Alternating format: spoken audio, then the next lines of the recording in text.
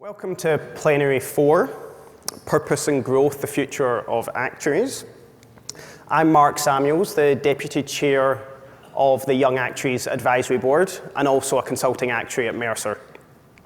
Before we get started fully into this plenary, I'd like to invite Annette to present the President's Volunteer Awards.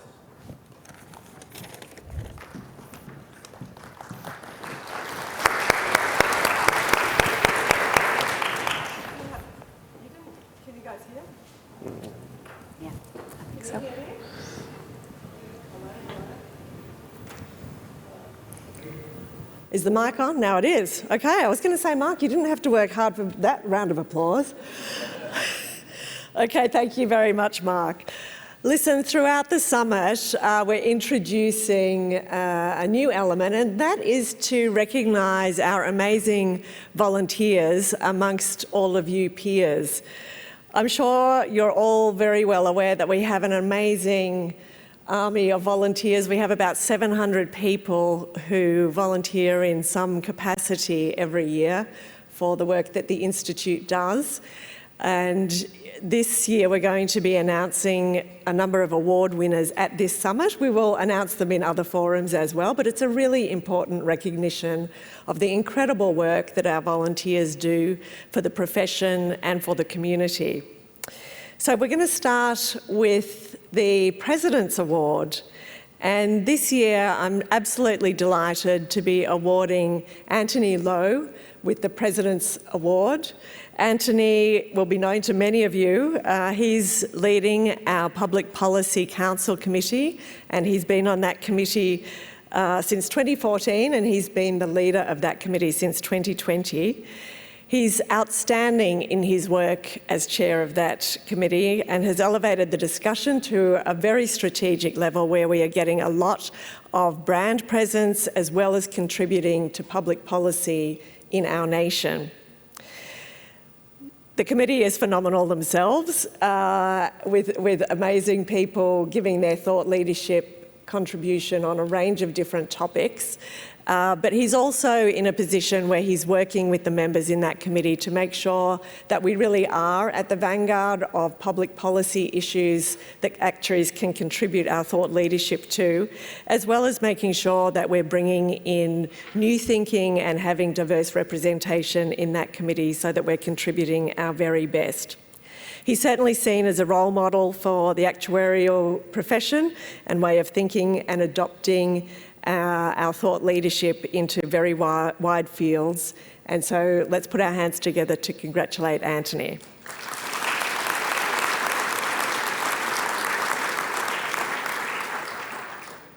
Next, I'd like to congratulate 3 award winners for our Distinguished Service Award.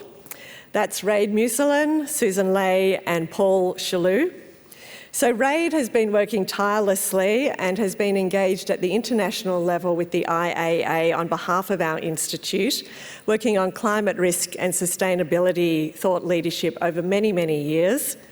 In the last 2 years, he's held leadership roles and helped drive the series of excellent papers around Climate Risk Task Force, as well as engaging with the profession and encouraging others to deeply think about climate risk and sustainability more generally. He's also been the lead researcher on the Australian Actuaries Climate Index for several years and has been a very active media spokesperson, again making sure that the actuary brand name is out there on this very important topic. So let's congratulate Raid for his amazing contribution.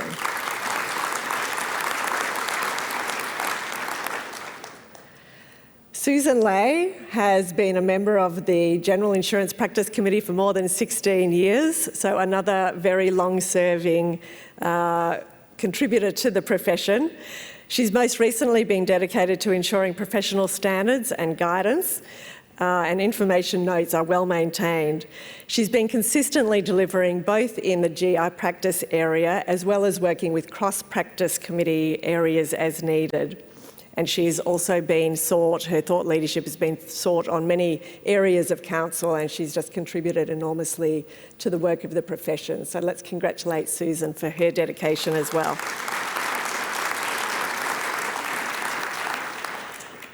And finally, Paul Chalou. Well, he's been the convener of the Superannuation Legislative Committee for more than 20 years.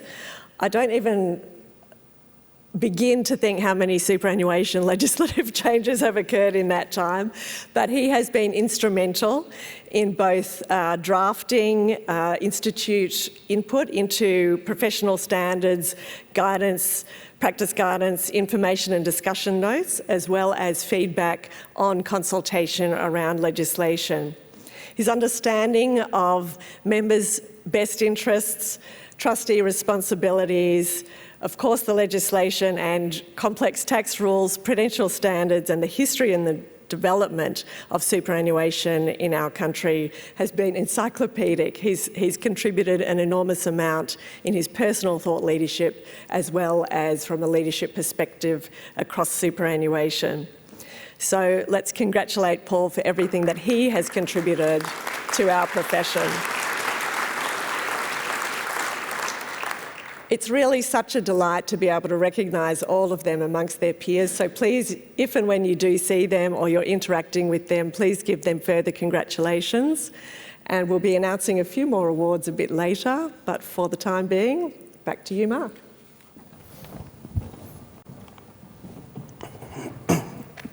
Thank you, Annette. So for those of you who aren't aware or who can't really see all the way up the front, I'm joined today by the Actuaries Institute President, Annette King, the Senior Vice President, Naomi Edwards, Vice President David Whittle, and Chief Executive Officer, Elaine Grace. The new strategy of the Institute and the profession is focused on purpose in our community and growth. In this session, we're going to look back and celebrate how the Australian profession has served business, government, and the wider community over the last 125 years. And also look at the future horizon opportunities for career growth, growth in the profession, and the importance of purpose. Now, for me, the social impact and the purpose that an actuary can provide was one of the main reasons that I decided to study actuarial science at university. And it's one of the main reasons I continue to feel passionate about the job that I do today. Now, last week I was at a university student society event and decided to talk on social purpose and how actuaries can actually impact society. There was 3 actuaries presenting that evening, all doing 5 to 7 minute presentations, and without conferring beforehand, we all came up with the exact same theme to talk about.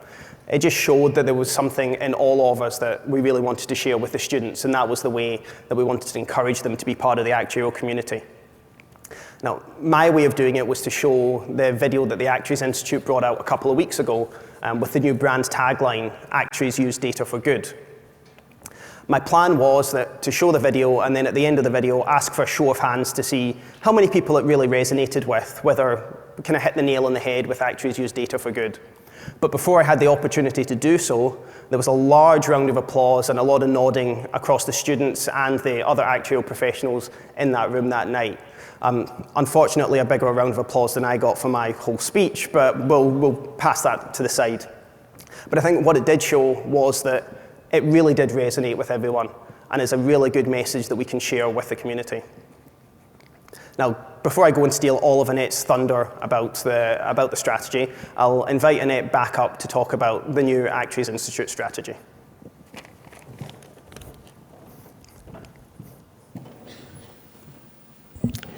Thanks, Mark.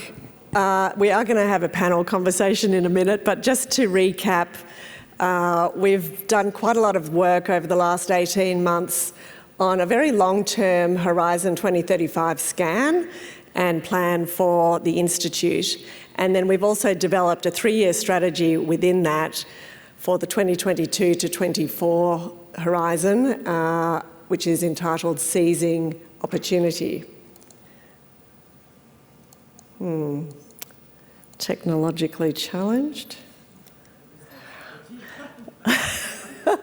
This is a one-page encapsulation of the outcome of what was actually about, I don't know, maybe dozens of sessions on Zoom, of course, because it was COVID times, around the Horizon 35 scan, where we looked externally and we looked globally. We spoke with lots of stakeholders outside our profession and inside our profession, and we came up with these outcomes in terms of megatrends globally around digitalisation, of course, expanding use of data and AI and machine learning. Climate change and sustainability are themes the whole world is grappling with, globalisation and, of course, personalisation. As a profession, we need to always stay focused on where our skills are most used, so where are members working today and where can they be working 15 years from now. Within that, there were emerging themes around industry consolidation around financial services, but also huge opportunity in terms of the use of data and the expansion of where data can be used and where actuaries can use data for good. So the breadth of our skills can really continue to expand and add value to lots of different organisations, government and individuals. Within that, the value proposition to members became really important. It's always important in a member-driven organisation, but we've got to make sure that we're really closely mapping where the services are that you and your colleagues need as we go forward. Making sure that we're driving the demand side as well as the supply side of actuaries, and within that, expanding the brand and value proposition messaging of, to employers and other industries. And underpinning that, of course, is our education system, our ethics, professionalism and social purpose. So that's the very long-term vision. There's a whole document that I'm sure you've all read, it's online if you haven't, about the Horizon 2035.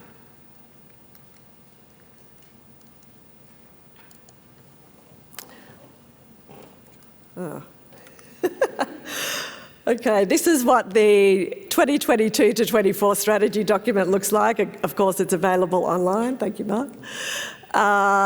And the key themes here are working from the strong base that we already have. We have 5,300 members already, and we want to build on that and open up further opportunities for us to add value across areas like health, ageing, retail, energy optimisation, climate change and sustainability, and many others.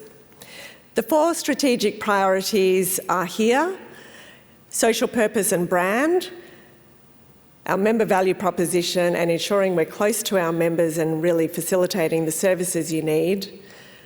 Education is core to what we do, both pre-qualification and post-qualification CPD, and finally that opportunity for growth. Turning to each of these, so social purpose has actually always been in our DNA. It's in our training around balancing different stakeholder interests. We're always looking externally at the parties that we're looking after from a social input point of view. We've decided to call it out overtly within the strategy to make sure that the external world knows that we're always driven by that. And it's also important as we recruit new people into the profession as well, because social purpose is such a guiding light as people choose careers and choose organisations and people they want to work with. Our member value proposition is focused on continuing our ethical underpinnings, our professional standards, code of conduct, ensuring that we communicate and engage our members in community with events like this. Fantastic that we're all here in person again, but also career support as more and more young members come through the profession. And continuing with evolving that engagement strategy, because different actuaries are on very different pathways now, and we've really got to make sure that the services are easily accessible for people as their needs change.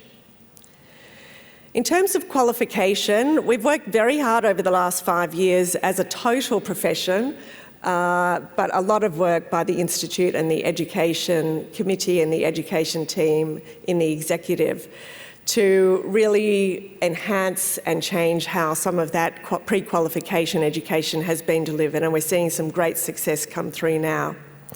We've got 2 new subjects that have been launched this year, GI applications and enterprise risk management with the CIRA qualification, and we have one more fellowship subject, which is banking, which will be conducted next year. But that is a never-ending journey of continuing to enhance our education. And of course, we have ongoing CPD and lifelong learning, which will include the development of things like micro-credentials. And finally, that opportunity for growth. I spoke yesterday about the age of data being the age of the actuary, and this goes across not just financial services, but every business, every government, every person is now so focused on the use of their data, hence the need for using the data for good. But we really do see that as a massive opportunity of the profession to expand way beyond financial services, of where we can contribute to add speed to value for organisations using their data. Now, that could be around climate change disclosures, it might be around risk management, it might be around seizing opportunities and optimising business outcomes or consumer and member outcomes. There are so many ways that we can help organisations optimise the use of their data. So, underpinning all of that is driving career opportunities for actuaries and also driving support for the growth in demand, as well as the supply of new people coming into the profession. So I think with that, we're back to you, Mark, to go through the discussion with the panel. I think I deserve a comment. Yep, thanks very much for outlining the strategy, Annette. And yes, we're now going to begin the panel discussion. So I have an iPad here with Slido up. So for anyone who wants to submit a question, hopefully you all know how to. It should be by the QR code, which is on the screens. You see it on that screen? Yeah. Yep, perfect. So yeah, submit your questions and we'll go through. To begin with, I've got a few questions that I prepared that I'm going to ask the panel. So the first one, the strategy has a lot about social purpose together with brand. It was raised that social purpose is probably a new call out for the strategy, and you did touch on it a bit there, Annette, but why specifically has it been called out, and what does it mean for all of us? And Annette, if you could answer that one first, please. Yeah. So we've had the last day and a half, we've had a lot of discussion around social purpose. And I think that we're seeing more and more demand on the need to balance different stakeholders in all of our roles. Definitely community expectations have been changing over recent years. And as I said a bit earlier, it's in our DNA, it's in our training, it's always been part of who we are.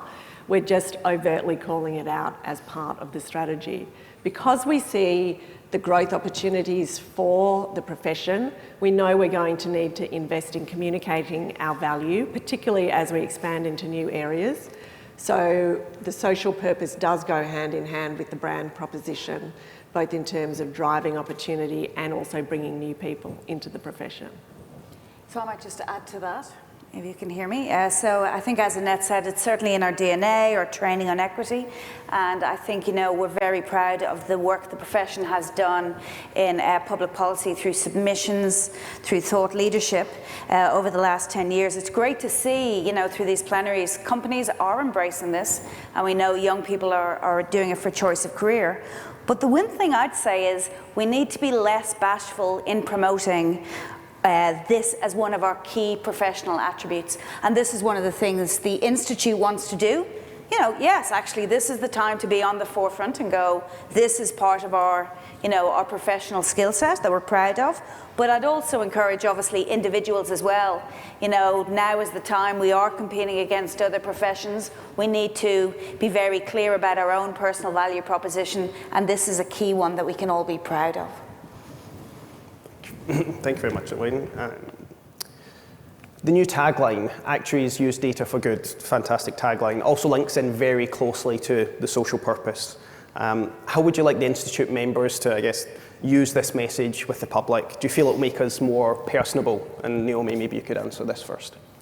Yeah, I think that all of us are able should be able to do that really well. And rather than just saying, oh, actuaries, we use data for good, which is kind of just a motherhood. I mean, NAB says they use our money for good. I mean, everyone says they use everything for good. I mean, I think what we should do is actually think, what really, how am I using data for good? So say you're a life insurance pricing actuary. I mean, you shouldn't just be saying, oh yeah, I price life insurance, because I mean, a corner grocer can price a tomato, right? That's not actually describing what gets out of it, but you're actually pricing it so that somebody can give you $100 and you are going to make sure that come hell or high water, in 20 years' time when that person has an accident, guess what? There's going to be $1 million there for their kids. You know, it's magic. You are totally using data for good when you do that, because these are really complex, tricky problems, and we do it so that the bank or the life insurer or the general insurer, they don't let you down when you go to them. And so I think as long as each of us invests a little bit of time thinking about what's a barbecue line, you can actually describe, or you make it clear to people, this is why what I do is really special, and it helps spread, you know, equity across society. I think all of us could have something good to say about how we use data for good. Thanks, Naomi. David, do you have anything you'd like to add to that? Yeah, sure. So, like, I think it's a pretty good slogan, but as Naomi said, I think you've got to take it beyond being a slogan and connect it to the discussion you're having. And I think, as well as talking about what we do, so whether it's, you know, the insurance example, we make sure there's enough money there to pay the claims, whether it's, you know, something to do with things that have come out of the Royal Commission, we make sure that people are fairly treated and that products meet their reasonable expectations. I think there also can be opportunities to connect it up to concerns that people have. I mean, I think there's a fair bit of data, both anecdotal and actual data, that people have a lot of worries. They're worried about the future, you know, how they're going to get into the housing market, how their kids going to get into the housing market, climate change, and so on. And I think there's lots of opportunities to use the actuarial skill set there, and a tagline like this gives us the opportunity to open those discussions with people as well about things they are concerned about. Can I add one other thing? Of course. We're calling it a tagline. You can call it whatever you guys want to call it. The main thing is, as we expand what we do, look, there are 5,000 of us here, there are 70,000 of us in the world, but there are millions of, say, data scientists. Everyone seems to know what a data scientist is, but nobody knows what an actuary is. The most important thing about why we created Actuaries Use Data for Good is actually just about us uniting our message. Today, or a month ago, if you would ask our 5,000 members what's an actuary, you would get about 15,000 answers depending on who their audience is. That might be appropriate for that one person, but it's dissipating our message. We actually need one thing that we can all come together to say, actuaries use data for good, and then you apply the second piece, which is, and for me, that means I'm helping people with protecting their home, or accumulating or drawing down their retirement assets, or helping them optimise their customer metrics. So it's that one line that we really think if we can all unite, we will have far greater impact as we underpin that growth strategy. Thanks very much. Moving on to the second pillar of the strategy, so the member value proposition. What's going to be different just now and for the next 3 years in the member value proposition? And I might speak to that one first. Elaine, yep. So look, we've always been very member focused, but we need to be much more member centric, like all of you guys do in your organisations as well. And part of that is really looking at different parts of our members and making sure they're getting value. So, you know, we are using more analytics and understanding, okay, what's our membership made up of? Where are the different areas they're working for? Are they in large companies, small companies? Where are they, you know, are they studying or have they finished their studies? There's a lot of value we add through events, through professional standards, through industry topics, through networking, through mentoring. but we want to be a bit more concentrated and look at each of those groups and be honest, especially in this area where, you know, we're looking to bring more people into the family, you know, that are pioneering new paths. But we just want to make sure that we, you know, are very much more data-driven, aware of actually what is the value propositions to different groups, you know, from directors to students, and make sure we're delivering. And I sit on 2 other boards of member associations, and I have to say of all of them, there is no level of volunteerism inside a professional member association like there is inside the Institute of Actuaries. I mean, you guys are fantastic. Like, there would be hardly anybody in this room who hasn't volunteered or contributed in some way, and that's really unusual, but that's also precious. And that's something that it's really important that we don't lose. And we started to lose it a little bit because of COVID, because we couldn't see each other. But I would really encourage all of you to get involved. You know, we're going to really ramp up the mentoring initiatives that we're doing to really connect you know, newer members and older, more experienced members. We want to ramp up sponsoring, which is not where you're just teaching someone stuff, but actually, we want to have reverse mentoring where younger members teach, you know, old people like me. I don't know anything about, I don't know what a data scientist is, I don't know Python or R, but I want to know. So we need to have reverse mentoring as well. So a huge part of the member value proposition is the incredible work that we all do for each other. And we really want you to hold on to that, because globally levels of volunteering are in quite rapid decline. I'm not sure why that is, but we have a very unique and precious thing in this room, and I would encourage you, that's actually a core part of our value proposition, so hold on to that, you know, don't let that go. And if we are burning you out, then put your hand up and tell us, because we need to do different models so that it's more evenly spread. But, you know, thank you. The level of service you have to each other is actually one of the most precious parts of our value proposition. Moving on to the third pillar, professional qualification, certification and lifelong learning. Maybe a slightly more controversial question, but on the pre-qualification education strategy, has the new course structure and examination process made it easier for members to qualify? Is part of the growth strategy to make it easier and therefore have more people qualify? David, if you don't mind starting us off.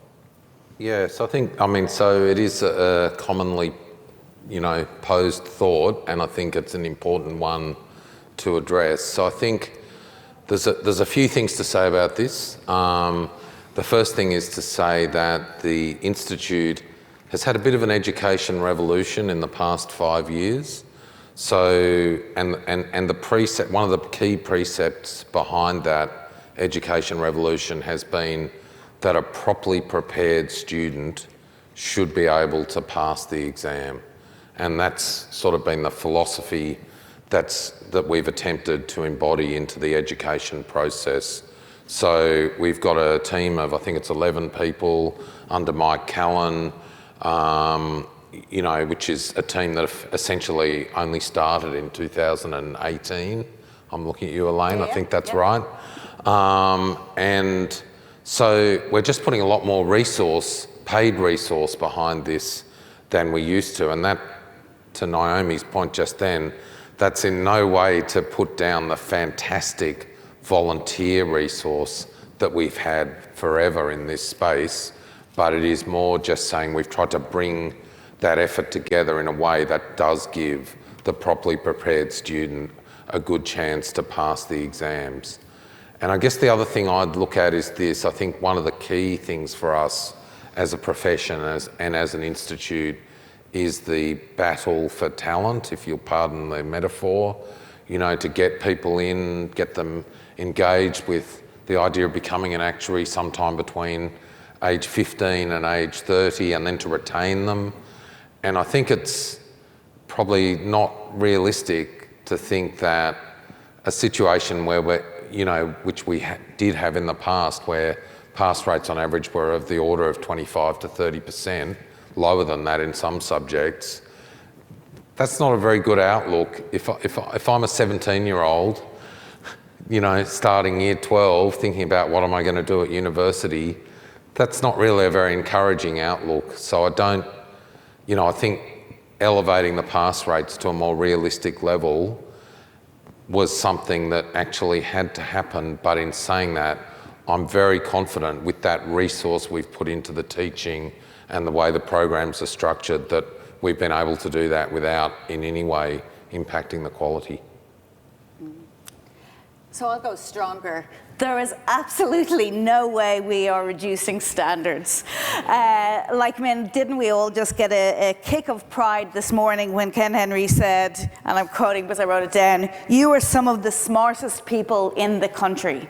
We do not want to lose that label, So this is no way about reducing standards. These are clever people who are choosing to come into our profession, and we have wonderfully, under the many actuarial educators in here today, modernised our education system to assist them in communication skills, in higher level thinking skills, in critical thinking skills, to tackle our exams and to give them every opportunity to show their knowledge. And we believe that is what has been driven the pass rate, but we're certainly not doing it for growth. We want quality people, which is great.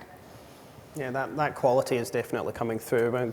I'm considering looking back to when I graduated university and putting myself up against students that I'm now recruiting for Mercer, and I would struggle to get a job.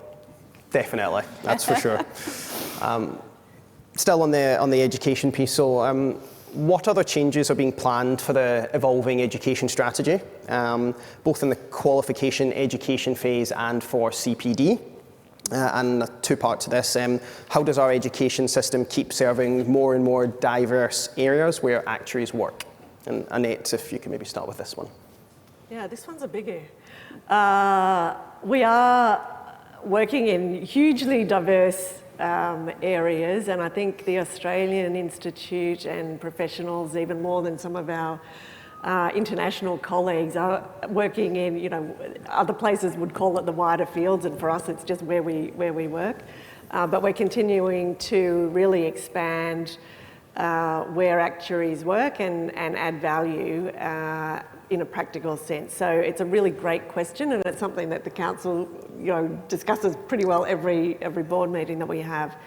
So a few things.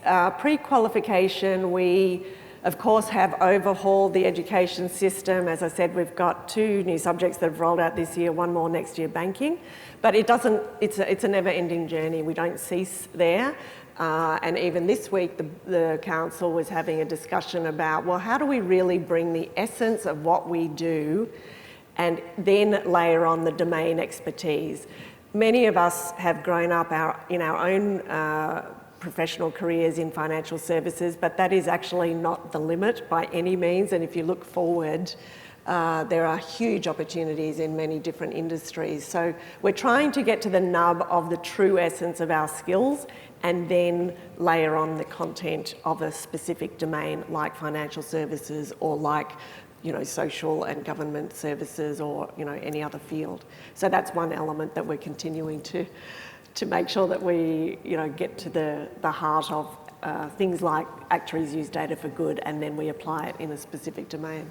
Secondly, of course, many people here and the broader membership contribute enormous amounts with our insight sessions and research papers, so that will continue to be part of our lifelong learning. Actuaries are incredibly curious, diligent, studious, and continuing to push that thought boundary edge so that we're always continuing to think further. But in addition, there's no denying that we've all got shorter and shorter attention spans, care of the devices in our hands, and the education programs in education bodies all around the world has changed significantly. So we are definitely seriously investigating micro-credentials to ensure that we can update people and keep people very engaged with their lifelong learning. David, anything you'd like to add? I think Annette's given a very comprehensive answer, but probably just to note that, the perspective, if you go back 30 years, everybody did the same 4 fellowship subjects. So we've already evolved a long way from that, and I think we'll continue to evolve to make sure our members have the choice of a range of skills as needed so we can take these growth opportunities. Okay, and a nice segue there onto opportunities and growth, the last pillar. So where do you think the most exciting growth for actuaries will come in the next decade? And Annette, maybe you could kick us off with that one again. You'll all think I'm a broken record on this. It's the data revolution. But applying the data in practice is what actuaries are great at, with that speed to deliver value. And it might be customer value or member value. It might be profit for an organisation. It might be social value, social good within our community.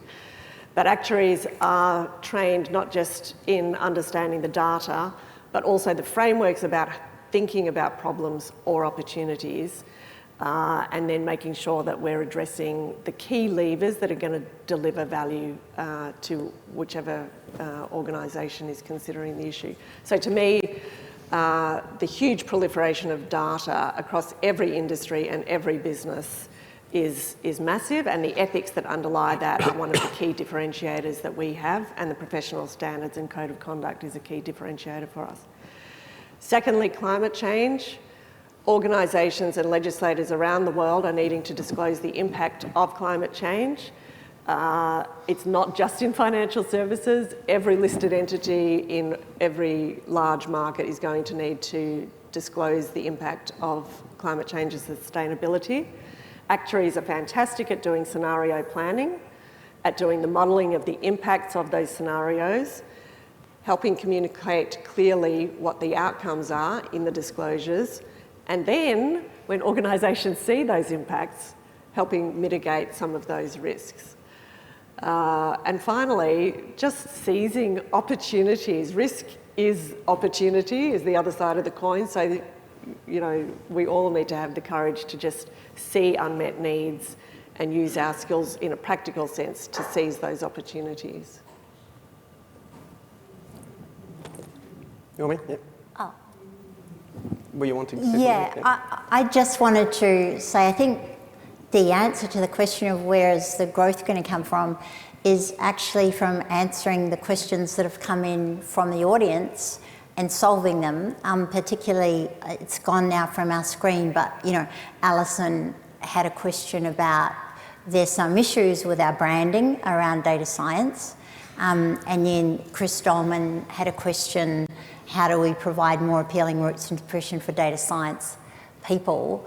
And we think that we may need to be quite brave and make some really profound changes. And so, as Annette said, you know, yesterday at the council on Sunday, we were talking about what if there was a path to fellowship where you had never studied life insurance, general insurance, superannuation, or banking or demographics.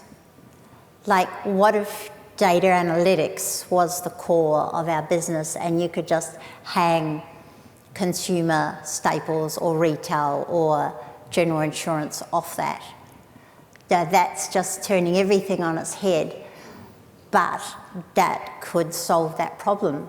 I mean, we're at a pivotal moment where we're in the, you know, the age of data. We're all really, really, really good at data, as, you know, Ken said this morning.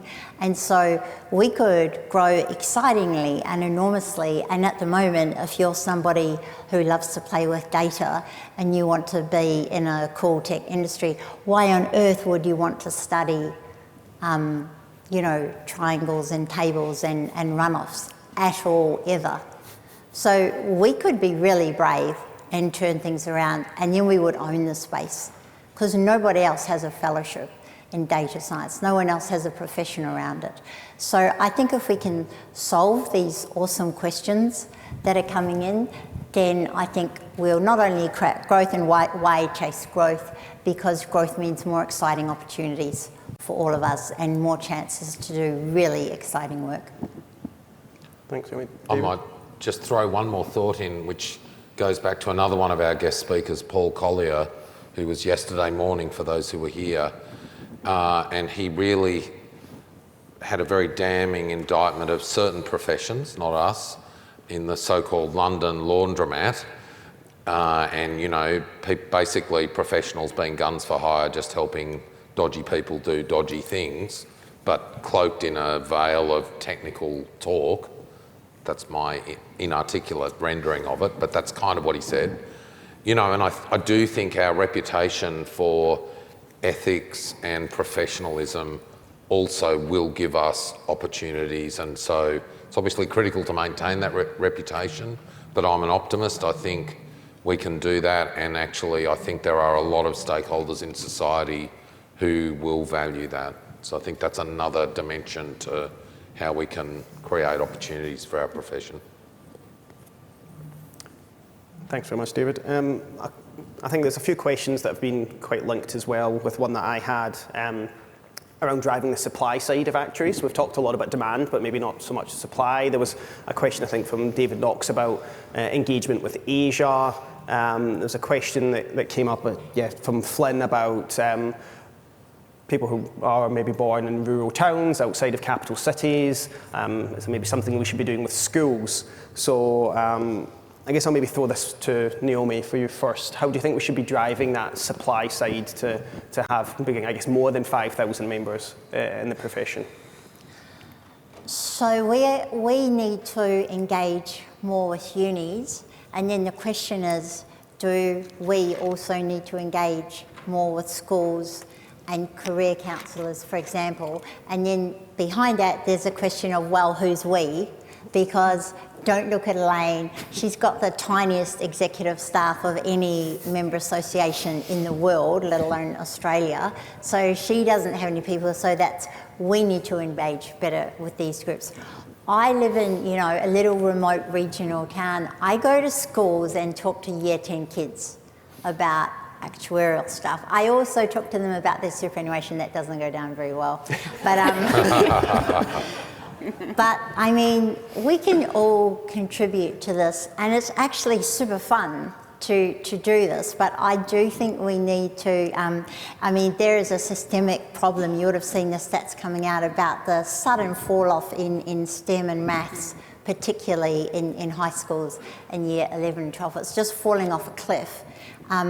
We need to participate as a profession, which we have done with releasing some stuff, but actually getting out there, and maybe the Institute could facilitate that, but we can't actually do it without your help.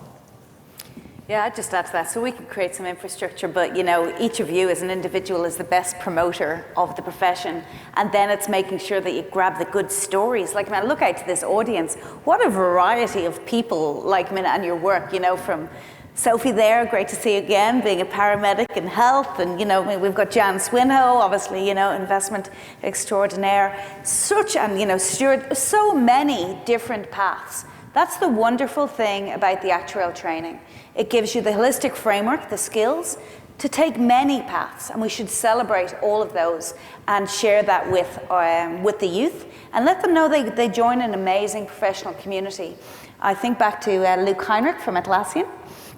He, you know, Atlassian, wow, cool, data science job. But at a certain point in his career, he thought, you know what, actually, I'm going to keep on with my actuarial training because it gives me the holistic framework. And, you know, I can see later on in my career, some of that stuff will be valuable to me. And I guess that's the worth that we need to keep telling the young about, whatever ticks their buttons. A question here from Arish, which I think is probably on the minds of a lot of younger actuaries and younger members, is, well, what is the Institute's strategy for the transfer of skills, especially leadership skills and the wealth of knowledge from the experience to its young up-and-coming actuaries? And obviously the start of the Young Actuary Advisory Board last year has been a big part of that. But Annette, would you like to kick us off? Yeah, so traditionally, even this forum has been seen by younger people as just for the senior people. So actually, we've tried to invigorate and change our pricing and our promotion in partnership with the Young Actuaries Advisory Board through their WhatsApp groups and their TikToks and their, you know, to try to get that, you know, whole of profession to come together at certain times. So there are lots of elements in this. The second is what Naomi mentioned around the mentorship and the reverse mentorship. So I think last year YAAB ran an amazingly overwhelmed mentorship program, which was like, I don't know, 15 or 30 minutes on Zoom, coffees, and we did that and, was just overwhelmed with people from both sides wanting to connect, and we're seeing more and more demand. And as Naomi said, we need the reverse mentoring on, well, what else do we need to know? Half of our members have been in the career of actuarial for less than 15 years. And so you've got lots of leadership and life skills that they can bring to the older actuaries, and the older actuaries have other leadership and life skills that they can also imbue. So volunteerism, the joint work across the age and experience realms within the practice committees, and the thought leadership and research that teams do together, as well as forums like this, that is how we kind of galvanise the profession, but also transfer that learning. And the communication aspect is so key to the value we bring the organisations that we work for, because we understand the technical stuff. We can get through the hard hacking work, but it's communicating the outcomes and using our soft skills that's so key, and that's where the joint mentorship of each other is really helpful.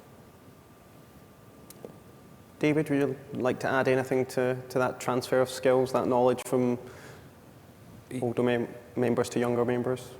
Yeah, so I think the only thing I'll say, which is answering a slightly different question, is I don't think there are many senior actuaries who, if somebody says to them, you know what, I'd really love to have a coffee with you and just pick your brains about X, Y, or Z, what should be my next career move, where do you think the home insurance market is heading, whatever it happens to be, there's not many senior actuaries who'd go, no, I'm not doing that.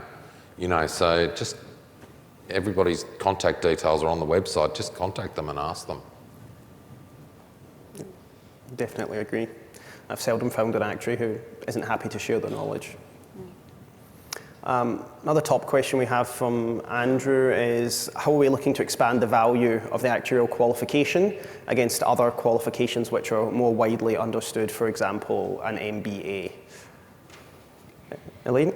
Yeah, look, I just think this is the general kind of, it's important for us to get the brand of the actuarial profession out there. The broad skill set that we know, is about pure analytical ability, but it's also about looking at the holistic nature.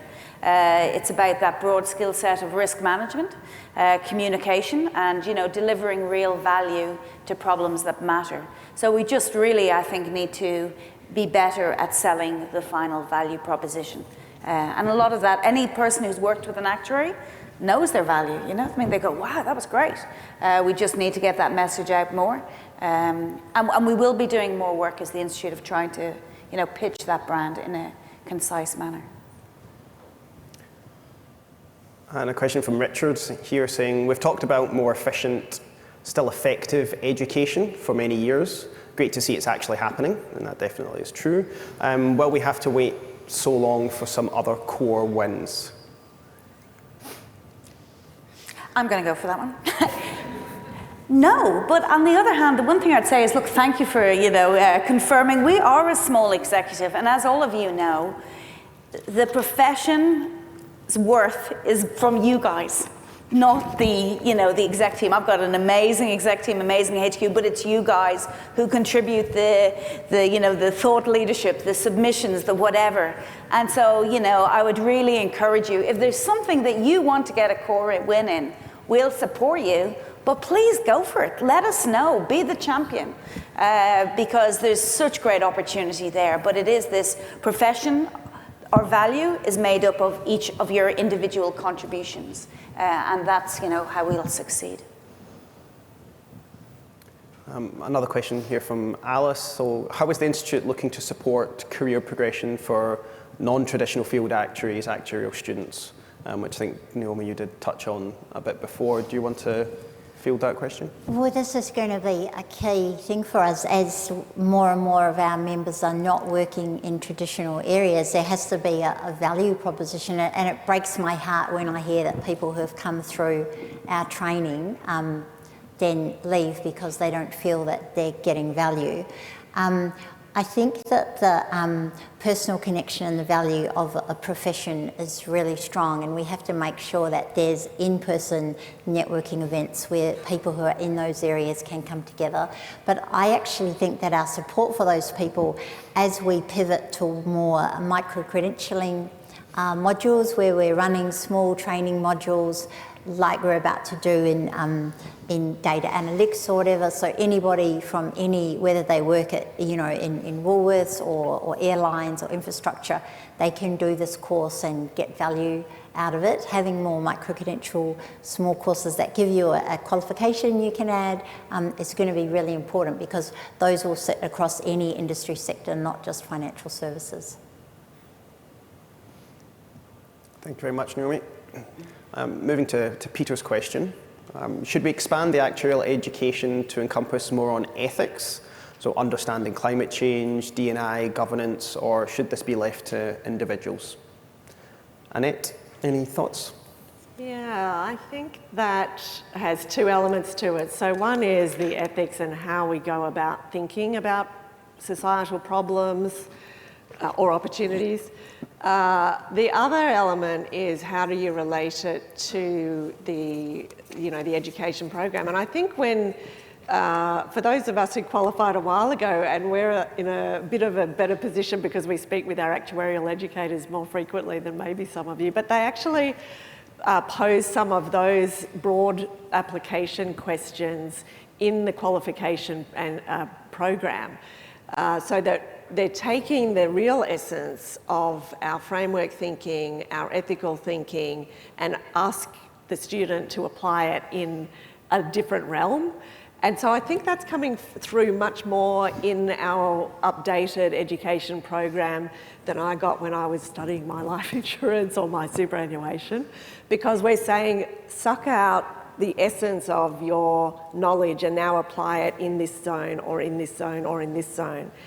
Now, some of that will be analytical skills, some of it will be judgment skills, but underlying the judgment skills will also be some of those truly ethical questions, and then the actuary having the courage to call out those ethical questions and try to work through for the solution. So I think that's becoming even a stronger element to the point of the question. It's becoming an even stronger element and a differentiator for a profession like us, with our ethical underpinning, our code of conduct, our disciplinary scheme. That's a key and clear differentiator for a professional body.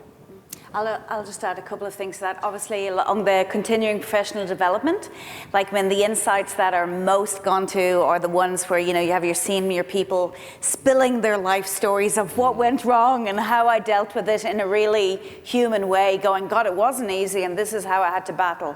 That's how people learn. And, we got some great responses last night from some of our younger members going, wow, it's great. And like this morning's session, people being honest, there's problems in the system and what do you do?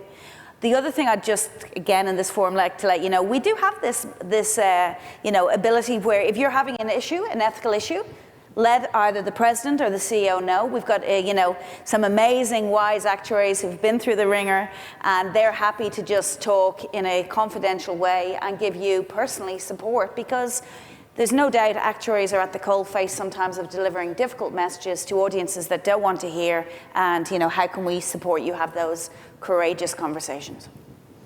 And there is a minimum requirement for all of us in our annual CPD around ethics training. And that may well increase over time. And earlier this year, we also held a seminar with 11 other actuarial bodies across Asia Pacific, specifically around ethics, and a very practical and authentic sharing of people in lots of different countries, but who are members of our Australian Institute, around here was my situation, and these were the ethical issues I had to deal with. This is how I responded. These ones were right. These ones were completely wrong, but I've learnt from that. So I think this is something that we're all getting a stronger muscle in, but it does also require a bit of backbone for the people who have gone through one of those ethical challenges to be able to share openly so that others can learn from it. Never waste a crisis. It might require a little bit of time to pass, but I think we are pretty open with trying to learn from difficulties in the past so that we all get a bit stronger. Yeah. Okay, so I think we've got just a couple minutes left, and we've gone through most of the questions. Apologies to anyone that we haven't got to your question. And there's a short video that I think is now going to be put on screen. And we'll finish up with that. But before we do, just I guess a big round of applause and a thank you to our panellists.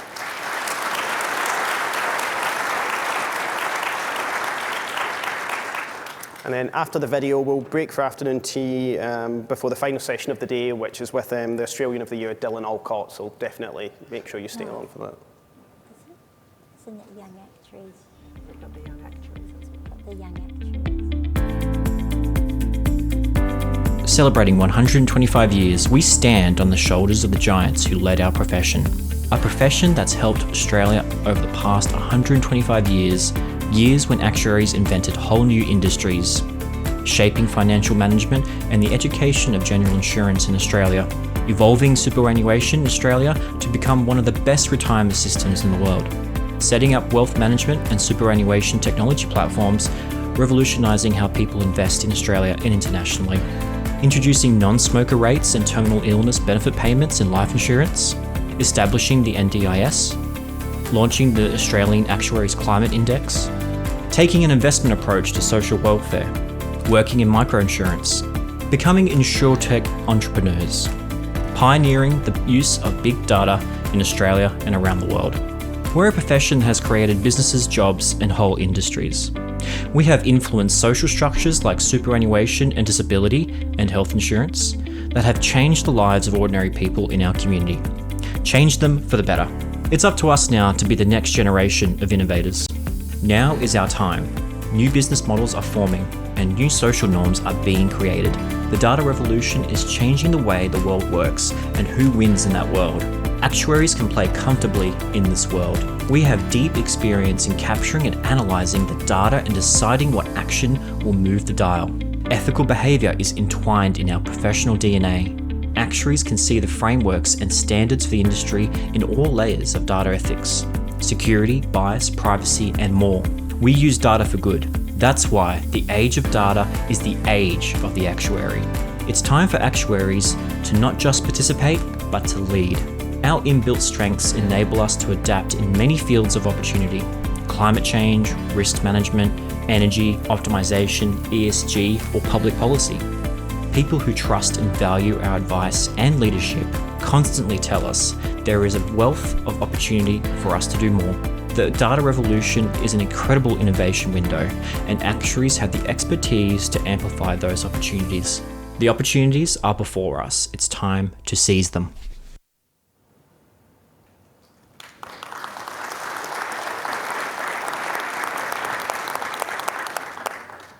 Thanks very much, everyone, and that's us finished with this session. So please go enjoy afternoon tea.